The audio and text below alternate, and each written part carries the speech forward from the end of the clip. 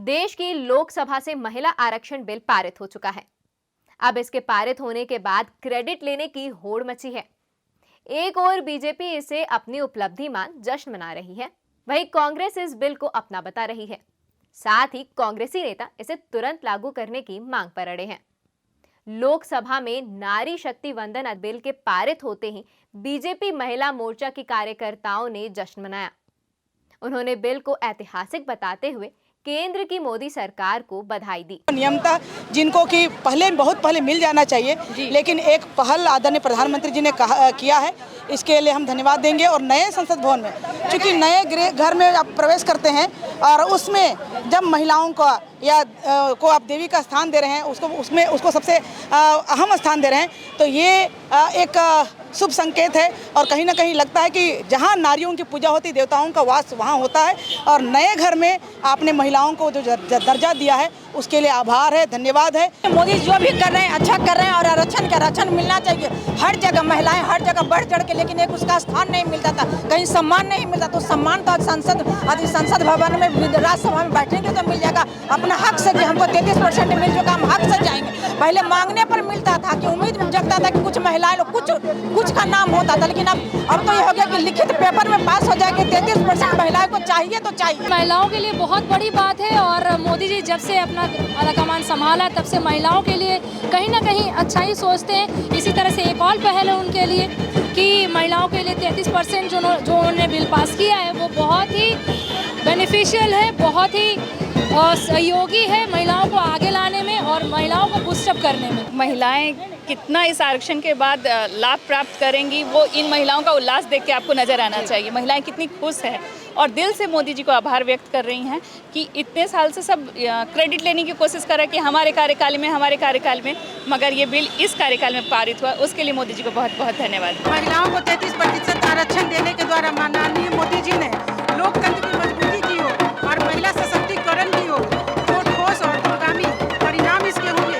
ये आपको अभी महिलाओं की संख्या जो लोकसभा में मात्र 82 है, लेकिन आने वाले दिनों में ये 181 होगी। तो जब संख्या बल ज्यादा होगा तो कार्य में तेजी और प्रगति तो आना स्वाभाविक है। इधर कांग्रेस की महिला नेताओं ने कहा कि महिलाओं को आरक्षण देने का सपना राजीव गांधी ने देखा था। पहले कांग्रेस ही इसे लेकर आई थी।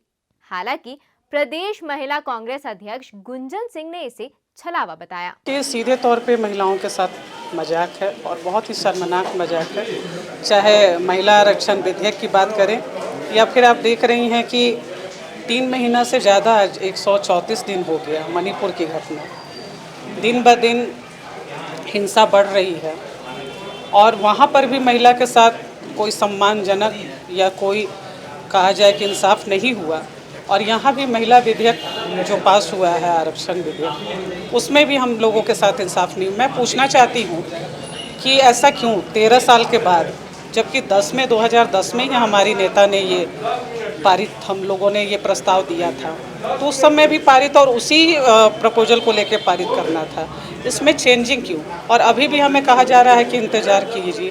तो महिलाएं आधी आबादी हैं देश की और महिलाओं के साथ लगातार केंद्र सरकार जो उनके मान सम्मान के साथ, जो उनके आरक्षण के साथ खिलवाड़ कर रही है, हम इनका विरोध करते हैं। बिल पास किया है, लेकिन ये तो हमारा किया हुआ, हमारी नेता का किया हुआ है, हमारे राजीव जी का ये प्रस्ताव लाया हुआ है। सोनिया जी ने लिख कर दिया था, उसको बिल पास कराया था, उनका किया हुआ है, ये तो हमारा ही है। आपने भी बिल पास खाली सदन में रखा है, ये भी पूरी तरह से आपने आज़ाद तो किया नहीं है आरक्षण को।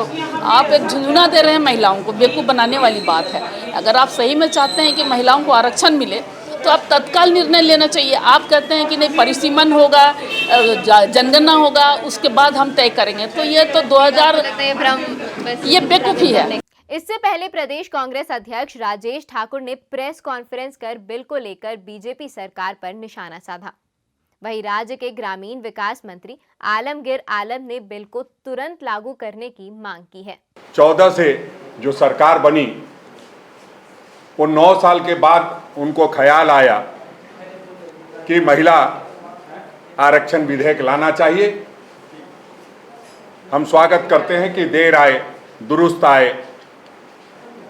किंतु बहुत सारी बातें जो है वो कहना इसलिए आवश्यक है कि आप जो हमने बिल लाया था पहले, आप उसको क्यों नहीं लेकर के आए? जो एक सदन से पास हो चुका था उसको आपको लेकर के आना चाहिए था। जो 2010 में हम लोगों ने राज्यसभा में बिल पारित किया था वो कहाँ है? उसको लोकसभा में लाकर के आपने क्यों नहीं पारित करा लिया? इसी से ये पता चलता है कि आपकी नीयत में खोट है। हमारी नेत्री आदरणीय श्रीमती सोनिया गांधी जी ने सदन में नारी शक्ति वंदन अधिनियम 2023 का पूर्ण रूप से समर्थन करते हुए यह साफ कर दिया कि कांग्रेस पार्टी ही वो पार्टी है जो वास्तव में महिला सशक्तिकरण की बात या उसको लागू करने को लेकर काम करती है। कि भारतीय जनता पार्टी करनी और कथनी में बहुत सारी अंतर है। वो बिल में ना ओबीसी के जिक्र था, वो बिल में ना एसटी का जिक्र था, ना वो बिल में एससी का जिक्र था।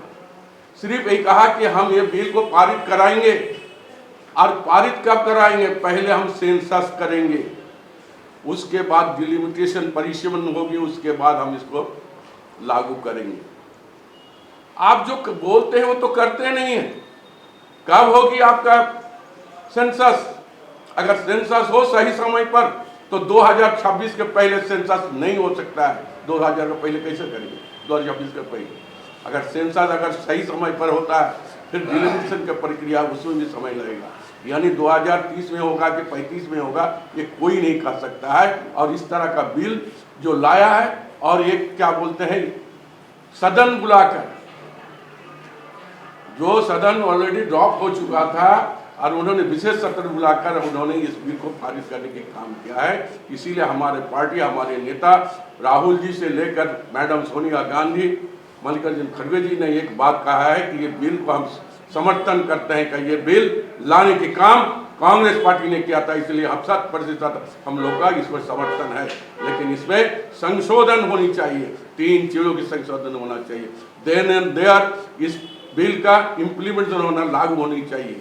और ओबीसी एसटी एससी जो छूट गया है उसको भी लाना चाहिए और देकर 33% महिला को आरक्षण देनी होगी। यह बात हमारे नेताओं के रखने की काम किया। बहरहाल महिला आरक्षण बिल लागू हो, इसे लेकर लगभग सभी राजनीतिक दल एक मत नजर आते हैं, पर क्रेडिट लेने की होड़ में अब नई राजनीति शुरू होती दिखने लगी है।